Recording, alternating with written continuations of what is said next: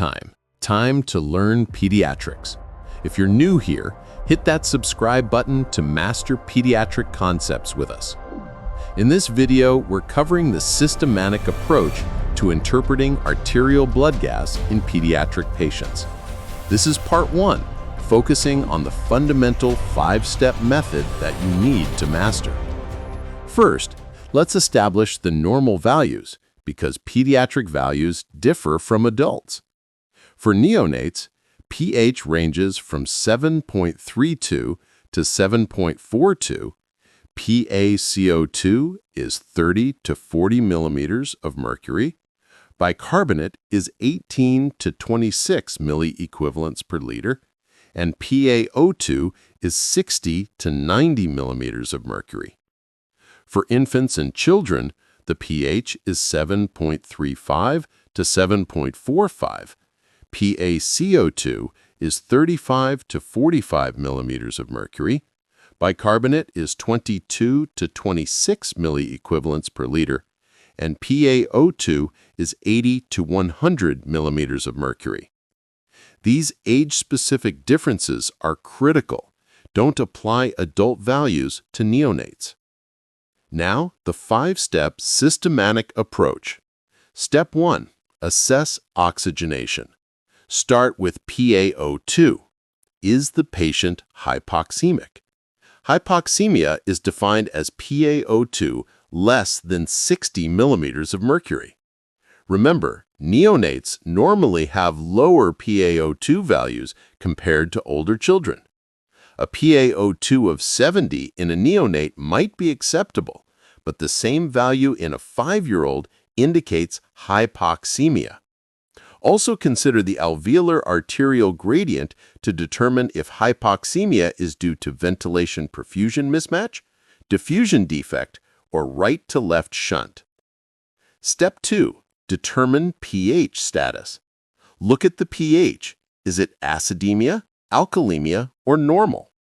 pH less than 7.35 is acidemia. pH greater than 7.45 is alkalemia. pH between 7.35 and 7.45 is either normal or indicates a fully compensated disorder.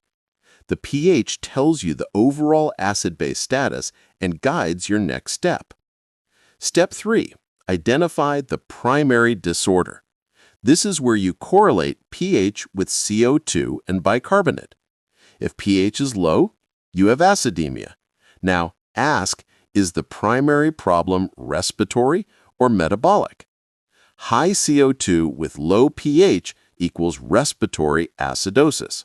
The lungs are not eliminating enough carbon dioxide. Low bicarbonate with low pH equals metabolic acidosis. The body has lost bicarbonate or gained acid. Here's a key point. The parameter that changes in the same direction as the pH identifies the primary disorder. If pH and CO2 move in opposite directions, it's respiratory. If pH and bicarbonate move in the same direction, it's metabolic. Step 4. Check for compensation. The body doesn't sit idle during acid-base disturbances. It compensates. In respiratory acidosis, the kidneys retain bicarbonate. For acute respiratory acidosis, bicarbonate increases by 1 milliequivalents per liter for every 10 millimeters of mercury rise in CO2. In chronic respiratory acidosis, it's 4 milliequivalents per liter for every 10 millimeters of mercury rise in CO2. For metabolic acidosis, use Winter's formula. Expected PaCO2 equals 1.5 times the bicarbonate plus 8 plus or minus 2. If the actual CO2 matches this, compensation is appropriate. If actual CO2 is higher, there's concurrent respiratory acidosis. If lower, concurrent respiratory alkalosis. For metabolic alkalosis, expected PaCO2 equals 0.7 times the bicarbonate plus 20 plus or minus 5. If the compensation is more or less than expected, suspect a mixed disorder. Step 5. Calculate the anion gap in metabolic acidosis. The anion gap helps identify the cause of metabolic acidosis. Formula: sodium minus the sum of chloride and bicarbonate. Normal is 12 plus or minus 2 milliequivalents per liter. High anion gap metabolic acidosis, remember MUDPILES. M, methanol.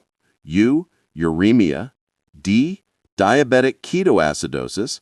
P, propylene glycol or paracetamol. I, iron, isoniazid, inborn errors of metabolism. L, lactic acidosis. E, ethylene glycol.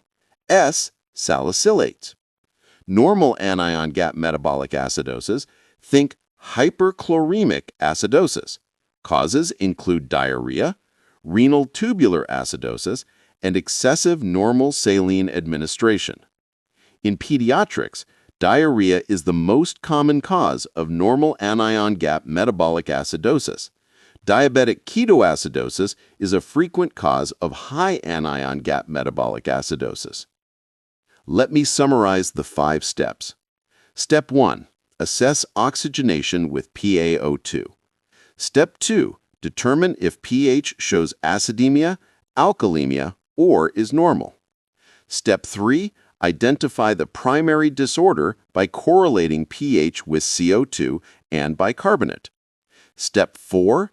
Check if compensation is appropriate or if a mixed disorder exists. Step 5. Calculate the anion gap if metabolic acidosis is present. This systematic approach ensures you don't miss mixed disorders and helps you identify the underlying pathophysiology. In Part 2, we'll work through clinical cases, apply this framework, and discuss pediatric-specific considerations in different disease states. If you found this helpful, subscribe to PediaTime, Time to Learn Pediatrics, and hit that bell icon for more evidence-based pediatric content. Drop your questions in the comments. See you in the next video.